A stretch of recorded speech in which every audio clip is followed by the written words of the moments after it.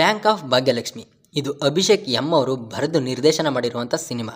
And ಈ ಸಿನಿಮಾದಲ್ಲಿ Dixit Shetty and Brinda ಆಚಾರ್ಯ ಅವರು ಮೇನ್ ಲೀಡಲ್ಲಿ ಕಾಣಿಸ್ಕೊಂಡಿದ್ದಾರೆ. ಸಿನಿಮಾ ನೋಡಿದ್ದಾಯ್ತು. ಸಿನಿಮಾ ನನಗೆ ಕೊಟ್ಟಂತಹ ಅನುಭವನ ಹೇಳೋದಕ್ಕಿಂತ ಮುಂಚೆ ಚಾನಲ್ಗೆ ಯಾರಾದರೂ ಹೊಸಬರು ಬಂದಿದ್ರೆ ವಿಡಿಯೋನ ಪೂರ್ತಿಯಾಗಿ ನೋಡಿ. ವಿಡಿಯೋ ಅನ್ನೋದು ನಿಮ್ಗೆ ಇಷ್ಟ ಆದರೆ ಮಾತ್ರ ಸಬ್ಸ್ಕ್ರೈಬ್ ಮಾಡ್ಕೊಂಡು ಸಪೋರ್ಟ್ ಮಾಡಿ.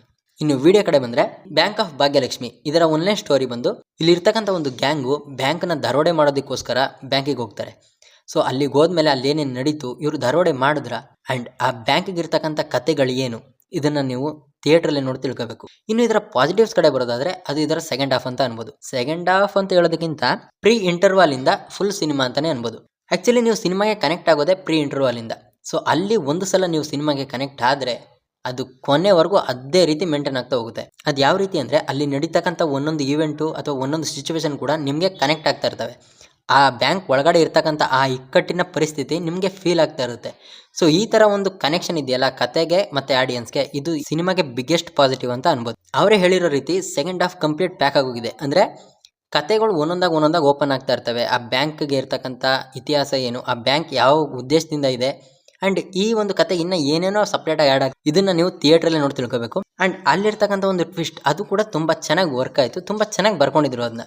ಓವರಾಲ್ ಸೆಕೆಂಡ್ ಹಾಫ್ನಲ್ಲಿ ಇರ್ತಕ್ಕಂಥ ರೈಟಿಂಗ್ ತುಂಬ ಚೆನ್ನಾಗಿದೆ. ಆ್ಯಂಡ್ ಆ ಸೆಕೆಂಡ್ ಹಾಫ್ನಲ್ಲಿ ಲೊಕೇಟ್ ಆಗಿರ್ತಕ್ಕಂಥ ಆ ಸಾಂಗ್ ಲಿರಿಕ್ಸ್ ಕೂಡ ನನಗೆ ಪರ್ಸ್ನಲಿ ತುಂಬ ಇಷ್ಟ ಆಯಿತು. ಆ್ಯಂಡ್ ಆ ಸಾಂಗ್ ಲಿರಿಕ್ಸ್ನಲ್ಲಿ ಇರ್ತಕ್ಕಂಥ ಒಂದು ಲೈನನ್ನು ಕತೆಗೂ ಕೂಡ ಒಂದು ಕಡೆ ಬಳಸ್ಕೊಂಡಿದ್ದಾರೆ.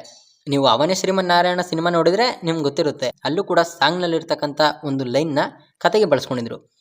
ಗಾರ್ಡನ್ ಇದ್ರೆಲ್ಲೂ ಎಬ್ಬಿಸಿ ಕೇಳಿದರು ಹಿಂದಕ್ಕೂ ಮುಂದಕ್ಕೂ ಅನ್ನೋ ಒಂದು ಲೈನ್ ಇದೆಯಲ್ಲ, ಅದೇ ರೀತಿ ಈ ಫಿಲ್ಮ್ನಲ್ಲೂ ಕೂಡ ಸಾಂಗ್ನಲ್ಲಿ ಬಂದಿರತಕ್ಕಂಥ ಒಂದು ಲೈನನ್ನು ಕತೆಗೆ ಬಳಸ್ಕೊಂಡಿದ್ದಾರೆ. ಆ ಲೈನ್ ಕೂಡ ತುಂಬ ಚೆನ್ನಾಗಿದೆ, ಸಾಂಗ್ ಕೂಡ ತುಂಬ ಚೆನ್ನಾಗಿದೆ. ನನಗೆ ಪರ್ಸ್ನಲಿ ತುಂಬ ಇಷ್ಟ ಆಯಿತು. ಆ್ಯಂಡ್ ಇದನ್ನು ಬಿಟ್ಟರೆ ಕ್ಲೈಮ್ಯಾಕ್ಸಲ್ಲಿ ಇರ್ತಕ್ಕಂಥ ಟ್ವಿಸ್ಟ್ ಅದು ಕೂಡ ತುಂಬ ಚೆನ್ನಾಗಿ ವರ್ಕ್ ಆಯಿತು. ಸೊ ಇದನ್ನೆಲ್ಲ ಬಿಟ್ಟರೆ ಈ ಸಿನಿಮಾದ ನರೇಷನ್ಗೆ ಈ ಸಿನಿಮಾದ ಎಡಿಟಿಂಗು ತುಂಬ ಸಪೋರ್ಟ್ ಮಾಡಿದೆ. ಇದು ನನ್ನ ಒಪಿನಿಯನ್. ಸಿನಿಮಾ ನೋಡಿದ್ರೆ ನಿಮ್ಗೆ ಅದು ಫೀಲ್ ಆಗುತ್ತೆ. ಸೊ ಈಗ ಹೇಳಿದ್ದೆಲ್ಲ ಪಾಸಿಟಿವ್ಸ್ ಆದರೆ, ಇನ್ನು ಇದರ ನೆಗೆಟಿವ್ ಹೇಳೋದಾದರೆ, ಅದೇ ಹೇಳಿದ್ನಲ್ಲ ಪ್ರೀ ಇಂಟರ್ವಾಲಿಂದ ಓವರಾಲ್ ಸಿನಿಮಾ ಕನೆಕ್ಟ್ ಆಗುತ್ತೆ ಅಂತ. ಸ್ಟಾರ್ಟಿಂಗಿಂದ ಪ್ರೀ ಇಂಟರ್ವಾಲ್ವರೆಗೂ ಸಿನಿಮಾ ಆಡಿಯನ್ಸ್ಗೆ ಕನೆಕ್ಟ್ ಆಗಲ್ಲ. ಸೊ ಇದೇ ಈ ಸಿನಿಮಾದ ನೆಗೆಟಿವ್ ಅಂತ ಅನ್ಬೋದು. ಆ್ಯಂಡ್ ಓವರಾಲ್ ಸಿನಿಮಾದಲ್ಲಿ ಇರ್ತಕ್ಕಂಥ ಕಾಮಿಡಿ ವರ್ಕ್ ಆಗಲಿಲ್ಲ. ಕಾಮಿಡಿ ಆಗಿರ್ಬೋದು, ಒನ್ ಲೈನರ್ ಆಗಿರ್ಬೋದು, ಇನ್ನೂ ಬೆಟರ್ ಆಗಬೇಕಾಯಿತು. ಆ್ಯಂಡ್ ಸ್ಟಾರ್ಟಿಂಗ್ ಬರುವಂಥ ಆ 1 ಅವರ್ ರೈಟಿಂಗ್ ಏನಿದೆ ಅದು ಇನ್ನೂ ಬೆಟರ್ ಆಗಿದ್ರೆ ಸಿನಿಮಾ ಬೇರೆನೇ ಫೀಲ್ ಕೊಡ್ತಾ ಇತ್ತು. ಇದ್ರ ಜೊತೆಗೆ ಕಾಮಿಡಿ ಮತ್ತು ಒನ್ ಲೈನರ್ ಏನಿದ್ದಾವೆ ಅವು ಇನ್ನೂ ಬೆಟರ್ ಆಗಬೇಕಿತ್ತು. ಸೊ ಇವಿಷ್ಟು ನನ್ನ ರಿವ್ಯೂ ಆಗಿತ್ತು. ಸಿನಿಮಾನ ಆಲ್ರೆಡಿ ನೋಡಿರೋರು ನಿಮ್ಗೆ ಏನು ಅನಿಸ್ತು ಅನ್ನೋದನ್ನು ಕಮೆಂಟ್ನಲ್ಲಿ ತಿಳಿಸಿ. ಆ್ಯಂಡ್ ವಿಡಿಯೋ ಏನಾದರೂ ನಿಮ್ಗೆ ಇಷ್ಟ ಆದರೆ ಸಬ್ಸ್ಕ್ರೈಬ್ ಮಾಡ್ಕೊಂಡು ಸಪೋರ್ಟ್ ಮಾಡಿ. ಮತ್ತೆ ಸಿಗ್ತೀನಿ. ಬಾಯ್.